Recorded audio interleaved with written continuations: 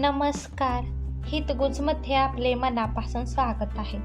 The power of your subconscious mind म्हणजेच आपल्या अंतर्मनाची शक्ती या डॉक्टर जोसेफ मर्फी यांच्या पुस्तकातील आपण इच्छित परिणाम कसे मिळवावे, कशा प्रकारे आपण इच्छित परिणाम प्राप्ती करता वागावे, त्यासाठी कोणते प्रयत्न करावे याविषयी आज आपण माहिती जाणून घेणार आहोत. सगळ्या प्रार्थना स्वीकारल्या जातीलच असं नाही, हे प्रत्येकाला माहीतच असतं. संशयवादी नास्तिक लोक या गोष्टींकडे प्रार्थनेचा उपयोग होत नाही याचा पुरावा म्हणून पाहतात. पण त्यांच्या लक्षात ही गोष्ट येत नाही की प्रार्थना सफल होण्यासाठी ती प्रभावीपणे आणि तिच्या मागचा वैज्ञानिक आधार समजून घेऊन करायला हवी. असं केलं तरच ते आपल्या लक्षात येईल की विशिष्ट प्रार्थना परिणामकारक का ठरली नाही. तसंच ती परिणामकारक ठरावी म्हणून कोणती पद्धती व्यवहारोपयोगी ठरेल. तुमच्या प्रार्थनेचा तुम्हाला हवा तसा परिणाम मिळत नाही असं तुम्हाला आढळून आलं तर मग काय कराल? अशा अपयशामागची प्रमुख कारणं तुम्ही समजून घ्यायला हवी. ती आहेत आत्मविश्वासाचा अभाव, अतिप्रयास. बऱ्याच लोकांना त्यांच्या अंतर्मनाचं कार्य पूर्णपणे न उमगल्यामुळे ते स्वतःच त्यांच्या प्रार्थनापूर्तीच्या मार्गात अडथळे निर्माण करतात. तुमचं मन कसं कार्य करतं हे जेव्हा तुम्हाला कळतं तेव्हा तुमच्या आत्मविश्वासाचं माप शिगोशिक भरतं. तुम्ही एक गोष्ट लक्षात ठेवायला हवी की जेव्हा तुमचं अंतर्मन कल्पना स्वीकारतं तेव्हा ते लगेच त्या कल्पनेच्या अंमलबजावणीसाठी सिद्ध होतं. अंतिम उद्दिष्ट प्राप्त करण्यासाठी ते त्याच्या जवळची सगळी बलशाली संसाधनं उपयोगात आणतं. तुमच्या मनातल्या खोलवरच्या सगळ्या मानसिक आणि आध्यात्मिक नियमांना ते गतिमान करतं. हा नियम जसा चांगल्या कल्पनेसाठी लागू होतो तसाच वाईट कल्पनेलाही लागू पडतो. त्याचा परिणाम म्हणून जर तुम्ही अंतर्मन नकारात्मक रीतीनं वापरलं तर ते त्रास, अडचणी, अपयश आणि द्विधा निर्माण करतात. तेव्हा तुम्ही हे सर्जनशीलतेने वापरता तेव्हा ते अचूक मार्गदर्शन, मुक्ती आणि मनाची शांती खेचून आणतं. जेव्हा तुमचे विचार सकारात्मक, सर्जनशील आणि प्रेमपूर्ण असतात तेव्हा खरं उत्तर अपरिहार्यपणे मिळतंच. यावरून हे स्पष्ट होतं की तुम्ही अपयशावर मात करण्यासाठी एकच गोष्ट करायला हवी, ती म्हणजे तुमची कल्पना किंवा विनंती तुमच्या अंतर्मनाला स्वीकारायला लावावी. ती विनंती खरोखर पूर्ण झाली असल्याची अनुभूती घ्या आणि मग तुमच्या मनाचा सिद्धांत बाकीचं सगळं बघून घेईल. तुमच्या अंतर्मनानं तुमच्यासाठी काही करावं म्हणून जेव्हा जेव्हा तुम्ही त्याच्यावर दडपण आला तेव्हा तेव्हा तुम्हाला अपयश मिळेल. तुम्हाला हवे असलेले परिणाम हाताच्या अंतरावर येण्याऐवजी अधिकच दूर जातील. तुमचं अंतर्मन मानसिक दडपणाला बळी पडत नाही, ते तुमच्या आस्थेला आणि बाह्य मनाच्या स्वीकृतीला प्रतिसाद देतं.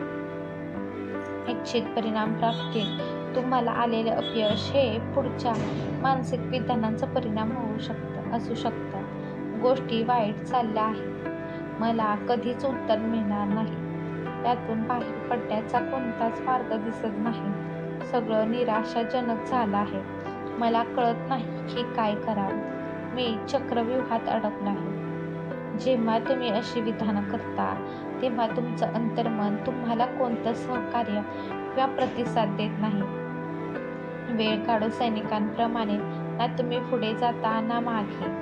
दुसऱ्या शब्दात सांगायचं तर तुम्ही जिथे असता तिथेच अडकून पडता. कल्पना करा की तुम्ही एखाद्या टॅक्सीत बसला आहात आणि ड्रायव्हरला 10 वेगळ्या वेगळ्या जागी न्यायला सांगितलं तर तो पूर्णपणे गोंधळून जाईल. तुम्हाला नेमकं कुठं जायचं आहे हे न कळल्यामुळे शक्य आहे की तो तुम्हाला कुठंही घेऊन जायला नकार देईल. जरी त्यानं तुमच्या सगळ्या सूचना पाळायचा प्रयत्न केला तरी शक्यता हीच राहील की त्याला ते करता येत नाही. अशा परिस्थितीत तुम्ही कुठं जाऊ शकाल हे त्या ईश्वरालाच ठाऊक. अंतर्मनाच्या प्रचंड शक्तीकडून काम करून घेणं सुद्धा असंच आहे. आधी तुमच्या मनात एक सुस्पष्ट कल्पना व विचार असायला हवे. तुम्ही हा निर्णय घेतला पाहिजे की यातून बाहेर पडण्याचा मार्ग नक्कीच आहे. तुम्हाला त्रास देणाऱ्या समस्येचा आजाराचा इलाज हमखास आहे. केवळ तुमच्या अंतर्मनाच्या अमाप बुद्धिमत्तेला ते उत्तर माहीत असावं. जेव्हा तुम्ही तुमच्या बाह्य मनात एक सुस्पष्ट निष्कर्ष काढता, तेव्हा तुमचं मन तयार होतं आणि तुमच्या विश्वासानुसार तुम्हाला फलप्राप्ती होते. त्यासाठी सहजता हवी. आता आपण बघूया हळूवारपणे केलेले कार्य कसं व्यवस्थित होतं. कडाक्याच्या थंडीत एका माणसाची घर शेकोटी खराब झाली. त्यानं ती दुरुस्त करण्यासाठी मेकॅनिकला बोलवलं. तो चटकन आला. अर्ध्या तासाच्या आत शेकोटी पुन्हा पहिल्यासारखी काम करायला लागली. मग त्या मेकॅनिकनं त्या माणसाला $200 बिल दिलं. हे काय? तो घरमालक रागाने उद्गारला. तुला शेकोटी दुरुस्त करायला जराही वेळ लागला नाही. तू फक्त एक छोटा भाग बदललास. एवढ्याशा पार्टची किंमत $5 पेक्षा जास्त नसेल. तुझी हिंमत कशी झाली माझ्याकडे $200 मागायची? मेकॅनिक खांदे उडवत म्हणाला की मी तर त्या पार्टचे फक्त $2 बिलात लावलेले आहेत. तो म्हणाला, मला त्यासाठी इतकेच खर्चावे लागते. घर मालकानं ते बिल मेकॅनिकच्या तोंडासमोर फडकवत सांगितलं, $2. तो किंचाळला, हे बिल तर $200 आहे. ते बरोबरच आहे. मेकॅनिक उत्तरला, बाकीचे $198 तर शेकोटीत काय बिघाड होता आणि तो कसा दुरुस्त करायचा हे जाणण्याचे आहे. तुमचं अंतर्मन सर्वश्रेष्ठ मेकॅनिक आहे. त्याला सगळं ज्ञात आहे. तुमच्या शरीराचा कोणताही अवयव बरा करण्याची साधनं आणि मार्ग त्याला माहीत असतात. त्याला आरोग्याचे आदेश द्या आणि तेव्हा तो तुम्हाला निरोगी बनवेल. पण त्यासाठी मन, शरीर, सैल शिथिल करण्याची गरज असते. त्यासाठी सहजता हवी. त्याला हे कसं साध्य होईल याचा सविस्तर तपशिलात आणि साधनांच्या विचारांच्या दलदलीत रुतून बसू नका. फक्त अंतिम परिणाम काय असायला हवं एवढंच समजून घ्या. तुमच्या समस्येचं सुखद समाधान अनुभवा. मग ती समस्या स्वास्थ्याची असो, पैशाची असो वा वैयक्तिक नातेसंबंधाची. इच्छाशक्ती नव्हे तर कल्पनाशक्ती वापरा. तुमच्या अंतर्मनाची शक्तीची मदत घेणं म्हणजे वाटेतला एखादा अडथळा हटवणं नाही. कधी खूप प्रयत्न करूनही तुम्हाला अधिक चांगले परिणाम लाभत नाहीत. अधिक प्रयत्न करून अधिक चांगले परिणाम मिळत नाहीत. इच्छाशक्तीचा वापर मुळीच करू नका. त्याऐवजी इच्छित परिणामाचं आणि त्यामुळे होणाऱ्या मुक्तीच्या स्थितीचं प्रतिमा चित्र कल्पनेत साकार करा. जर इच्छेचा वापर केला तर तुम्हाला असं आढळून येईल की तुमची बुद्धी हस्तक्षेप करून समस्या सोडवण्याचे मार्ग शोधत आहे आणि ते मार्ग तुमच्या अंतर्मनावर थोपवण्याचा प्रयत्न करत आहे.